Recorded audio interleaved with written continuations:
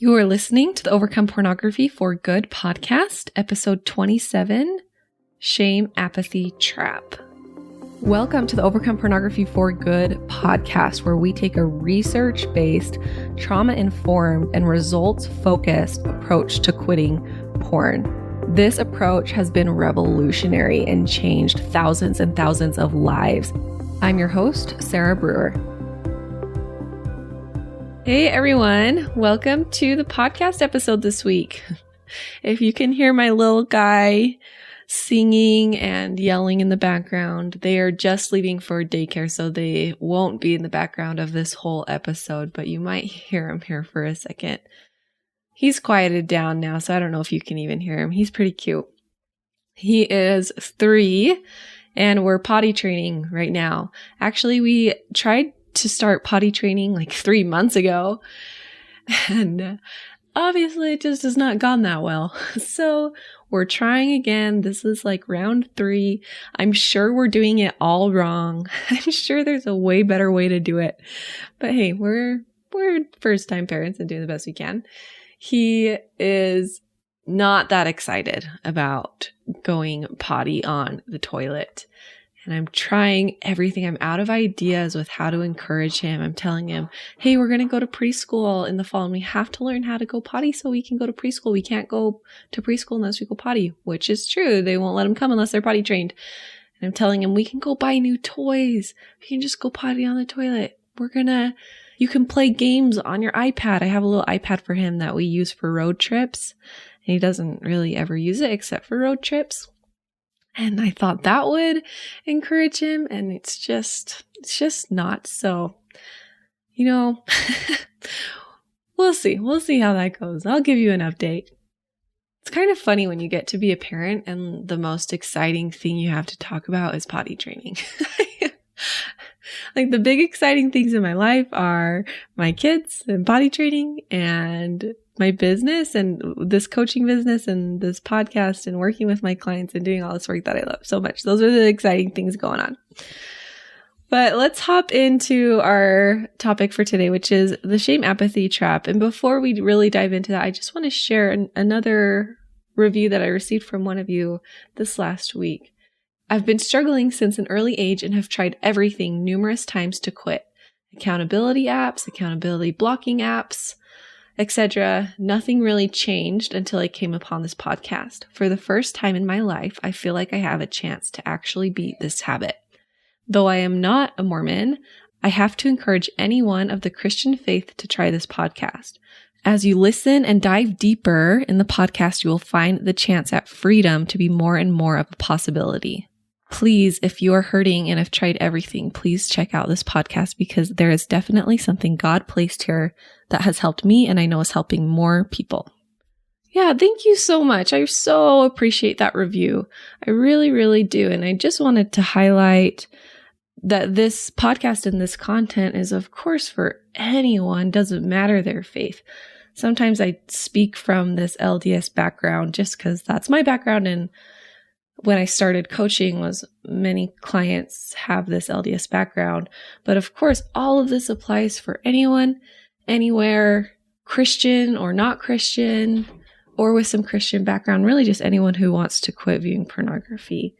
And thank you for leaving me a review. Again, it just helps me get my message out to more people. So if you haven't done that yet, I'd really appreciate it if you went and left me a quick review there. It just takes a minute on iTunes. So the shame apathy trap.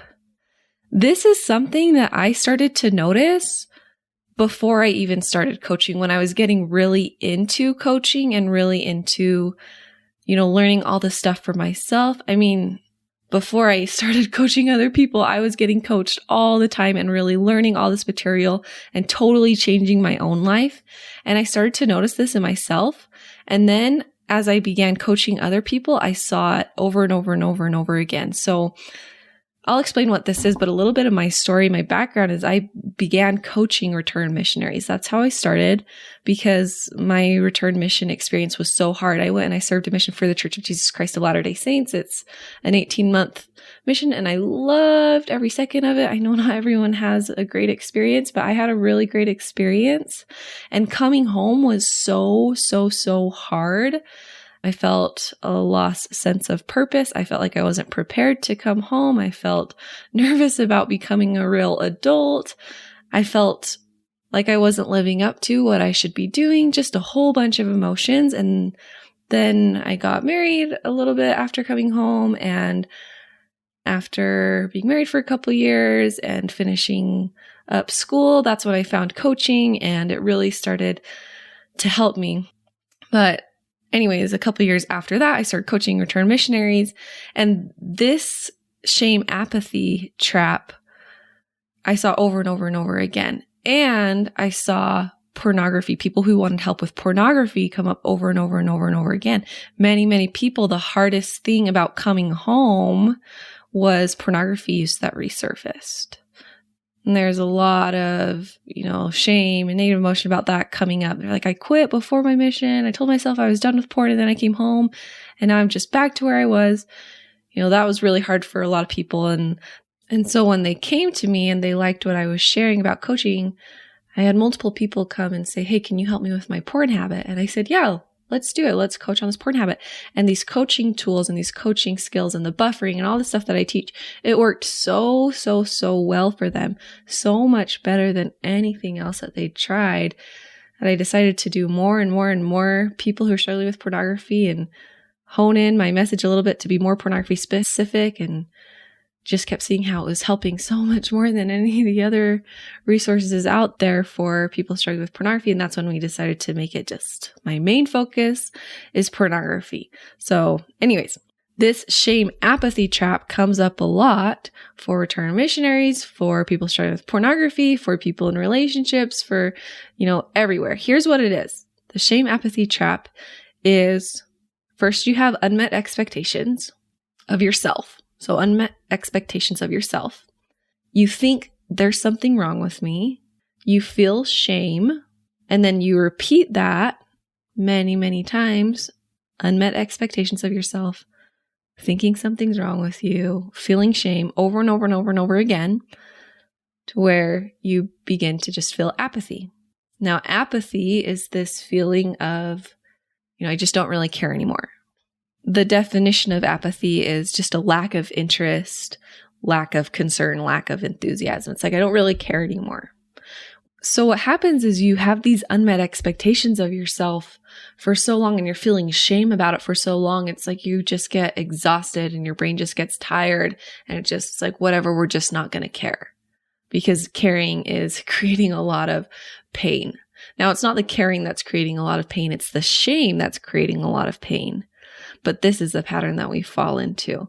Okay, this is just one more reason that shame is so destructive anywhere. Whenever you're trying to change anything or just live a life, shame is so destructive, especially when quitting pornography. Okay, and remember, shame is this underlying belief that there's something wrong with me. There's something wrong with me. I'm not enough. I'll never be enough. Something's wrong. Something's wrong. I need to change so I can be more worthy of a person, so I can be enough. Okay. So here's some examples of the shame apathy trap in action, what it looks like. So specifically with pornography, you have unmet expectation of yourself. So maybe you start viewing porn again. And remember, we're viewing pornography because it's a habit that we have, and it's because it's a way that we escape negative emotions. And if you haven't learned how to stop doing that, you're always going to go back to pornography. Okay, so you start viewing pornography. You think, what's wrong with me? Why am I doing this? I'm such an idiot. You feel shame because of those thoughts. And you repeat that, repeat for a long time, or maybe not way long, but you repeat it enough times where you're viewing porn, beating yourself up, feeling shame, viewing porn, beating yourself up, viewing shame, probably going through the process of trying to quit, not able to quit, beating yourself up because you're not able to quit, feeling shame. And eventually you feel apathy. You just kind of give up and you stop caring because you've been in this shame cycle, the shame spiral for so long. Okay, in spirituality, I see this a lot in a lot of returned missionaries, and I've experienced this too. We have our list, right? Especially in these high involved religions like the LDS religion. We have our list of all the things that we're supposed to do, right? Like read scriptures, pray, go to the temple, fast, minister. We're supposed to fulfill our church callings, go to firesides and extra meetings, watch general conference, wear your garments, on and on and on and on and on. And if you're not careful, if you're not watching your brain, it can start to tell you you're never doing enough. And it can seem like you're never doing enough. Now, that's not the religion's fault. It's the way that we're thinking about it, and it's our inability to manage those emotions and to make decisions for ourselves, what's best for ourselves. But I mean, if you haven't learned how to do that, and if you're not careful watching your brain, it gets really easy to fall into this, what's wrong with me? Why can't I be better? I'm never enough. Shame, especially with return missionaries. This is why I saw it come up all the time with return missionaries, because they had this like spiritual high experience for a couple of years, come home, and they have these unmet expectations of themselves, right? I should be reading my scriptures and I'm not. I should be filling the Spirit more and I'm not. I should be going to the temple more and I'm not. They're not meeting these high expectations of themselves. Because they're not meeting those high expectations, they're thinking something's wrong with me. Why can't I be better? I'm never enough. Those thoughts bring shame.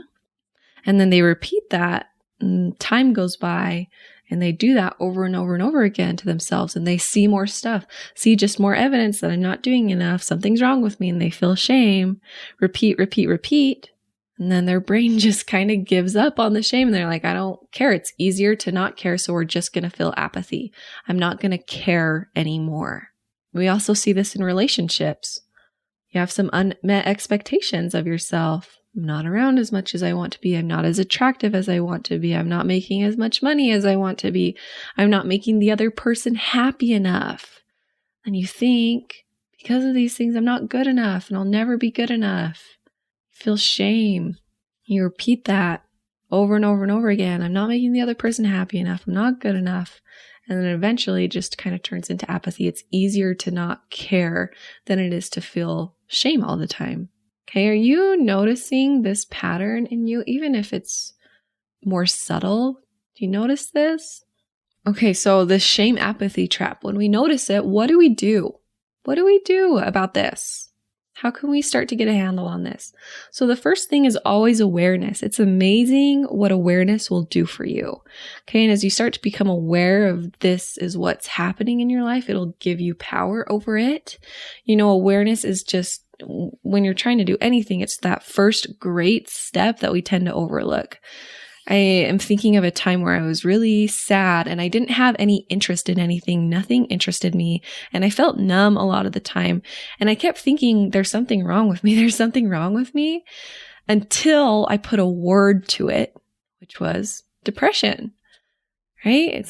Then it changed from there's something wrong with me to, oh, I'm experiencing some depression right now. This makes sense. And that awareness, it changed everything. With that awareness, I could actually start to heal and to change and to start to feel better. I have a friend who's been experiencing some hard things in a relationship, and they felt like they were discredited and they felt crazy around this person, but they felt normal around other people. And then one day they discovered this term gaslighting, and it was like this bing, light bulb moment. Oh, that's what's happening. That makes sense. And after just noticing and learning this word and learning this new vocabulary, it offered her awareness that she needed so that she could take steps to changing their involvement in this relationship so that it was a lot healthier for her. Okay, so that's number one, is we just want to be aware. We want to gain this awareness. And that's a lot of the purpose of this podcast, is to help you all become more aware of what's happening so that you can start to have power and to change it. Okay, so number two is that the root is shame. Often when this happens, we want to solve the apathy. We think the root is the apathy, the not caring. So we need to start caring more. And I need to, come on, just buck up some more interest and more motivation to start doing more things, and let's care more. But then you can't really do that very well. And then you feel shame for not caring, and it just kind of repeats the cycle. So if the root is shame, we need to focus on healing the shame, not the apathy. As you begin to heal the shame, the apathy will go away with it. Okay, so how I encourage my clients to do this is to drop expectations and to focus on feeling enough without expecting yourself to change anything. You can feel good enough without changing what you're doing. And doing that will help you make changes way quicker and way easier and way faster than if you were trying to change so that you can finally feel good enough. Does that make sense? Okay, I did this a lot with spiritual clients. If they could drop the shoulds, I should do all these things, I should be doing more. If they could just focus on feeling close to God, they were able to get out of this shame apathy trap. Whereas if they were just trying to fix the apathy, okay, I don't really care about anything spiritually or religiously right now, so I should start doing more. I should start reading more. I should start going to the temple more. I should start, going to more church meetings, whatever it is. Whenever they started focusing on doing more, they were never able to get out of that trap, and it just kind of kept them stuck in there. So we need to fix the root, which is the shame. So if we can drop all the shoulds, like, it's okay, I am enough as I am, and only focus on feeling close to God, whatever that looked like for them. Not like I should feel close to God if I do this, but like, how can I actually feel close to God? Make that their goal. They were able to get out of the shame apathy trap. Okay, so what does that look like to drop the shoulds with pornography? A lot of you have thoughts like, I shouldn't still be struggling with this, and I should never, ever look at pornography again. I want you to be willing to question those and be willing to drop those. Maybe instead, thoughts like, I am enough as I am. My worth is not defined by whether or not I viewed pornography. My worth isn't up for discussion, right? And really think about that. Like, isn't that the message of Christ? It's like, your worth isn't up for discussion. And I've proved that by dying for you and by giving my blood for you. You can think maybe nothing is wrong with me. Maybe I am good enough. I got this beautiful message from my client this last week that said, I used to convince myself that I was a bad and horrible person that couldn't quit porn. And what a freaking lie that was. Maybe I am still a good man. Maybe I am still a good man. Maybe porn is just something that I've used to cope with. Maybe there's nothing wrong with me, and maybe I can still quit this. Okay, and I understand that this can be, really tricky to get out of, especially if you're so used to thinking this way and feeling shame about yourself this way. That's why I always recommend a coach for diving into these beliefs and working on changing that shame. That's really going to get you the furthest, is having someone to talk it out with. But the truth is here, you guys, that you get to think about your pornography use any way that you want to. That's what agency is. You get to choose to think about it any way that you want to.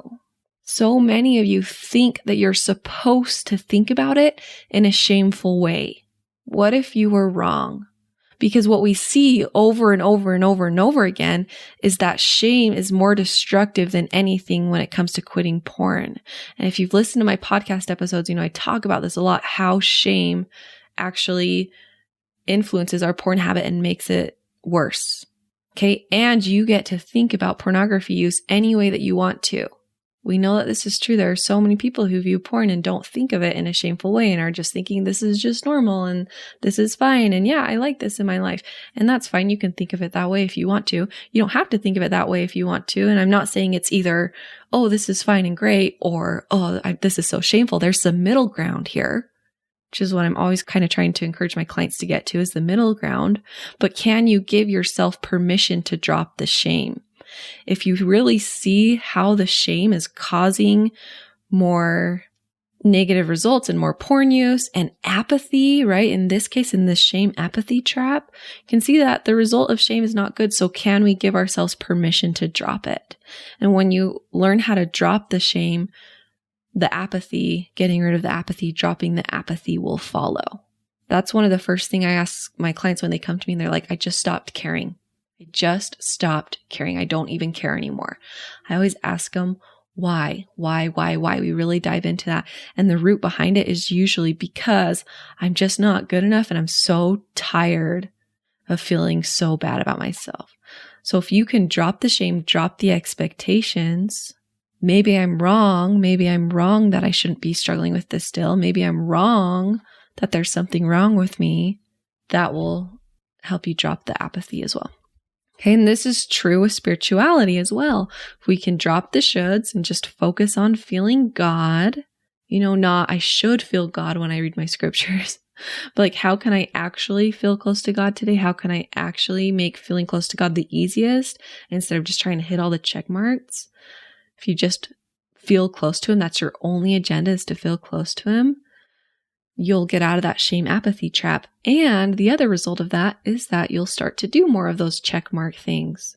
Not because you're supposed to, but because they come naturally to you as you feel closer to God, right? It's really this concept of just changing from the inside out instead of trying to change from the outside in, okay? And it's the same with pornography. And I know this might feel a little bit counterintuitive, but when you drop all of the shoulds, I should do this, I should do this, I shouldn't still be having this, I should never slip up again. When you're able to drop those shoulds, you are much more able to quit porn. And you're not trying to quit porn from a place of there's something wrong with me and I need to change this, but you're quitting porn because you're in a better place emotionally, which means that you're actually able to do the work. Okay, and I see this all the time. My clients who are willing to drop all of the shame make so much more progress than my clients who just want to hold on to the shame every single time. I once heard an interview with an LDS sex therapist, and she was answering questions that came in for her. And one question was from this woman who said to her, my husband's been struggling with pornography and he's been struggling with a long time and he's always been really worried about it. And his brother also struggled with pornography and his family really, kind of ostracized his brother for this habit and kind of pushed him away. And there was a lot of fear and worry in my husband that they were going to do the same to him. And he had a lot of shame about it. And he's just been trying so hard to quit and he has never been able to figure out how to quit. And it's been years and years and years. And recently he decided he was just going to go pray for like a whole day. He was just going to pray until he got an answer from God on how to quit. And he went and he prayed and prayed and prayed and prayed and prayed and prayed and prayed. And he came home to me. And what he told me is he said, God told me I was okay. And God told me I'm okay where I'm at. And this woman, she was like, what? Like, I don't think God would tell you that. She was really concerned. She's like, that doesn't sound right. But what happened is very soon after this man was able to quit viewing pornography. He's able to totally quit. And so this woman's question to this LDS sex therapist was like, is that okay? Like, he was able to quit, but his message was like, I'm okay where I'm at. Like, I don't know. What are your thoughts? Is that okay? And this sex therapist, I loved her response. She just said, I don't know if that's like okay or not. But what I do know is that the result of that is a way better result than he'd ever gotten before when he was stuck in all of this. There's something wrong with me and I'm not okay. And that's really what this is all about. We're focused on the result here. What will get you the best result when it comes to quitting pornography? And what I'm seeing over and over and over again is dropping the shame and dropping the shoulds leads to better results when it comes to quitting pornography. Just kind of, as outlined in this story that I heard over this podcast years ago. You have to be careful. You have to be careful that you don't just go into justification. A lot of times we get rid of shame. And if you're not careful, it just goes into justification. And I'll have to do a podcast episode on that. That's common to see that at the beginning, but it doesn't have to stay there. We can find some middle ground. The reason it goes into justification is we don't think that there's another option and we don't really see what other options there are. So it's not either shame or justification. There's a lot of middle ground there, like love and worthiness and hope and peace and, just a lot of other options here. Okay. All right, you guys, that is the shame apathy trap. I hope that you found that useful. Have a great week and we'll talk to you next week. Bye-bye. If you're ready to apply what you're hearing in this podcast and finally overcome pornography for good, I'd love to be your coach. I've created a virtual program with the intent to give you everything that you need to quit. Once you join, you have lifetime access to the content and lifetime access to individual support through coaching calls and coaching boards. For more information, check out sarahbrewer.com/work with me.